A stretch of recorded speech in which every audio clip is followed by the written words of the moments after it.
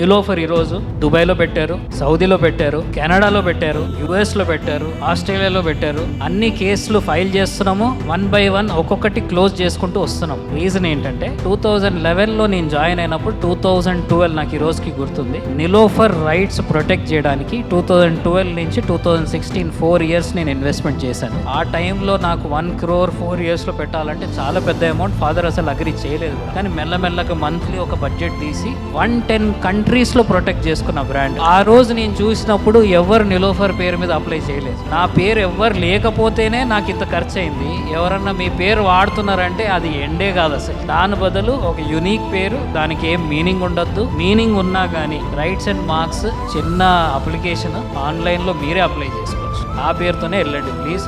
ఏ పేరుని కాపీ కొట్టకండి. కాపీ కొట్టి వాళ్ళతో ఫైట్ చేసి మన అన్ని డబ్బులు వేస్ట్ చేసుకోకండి.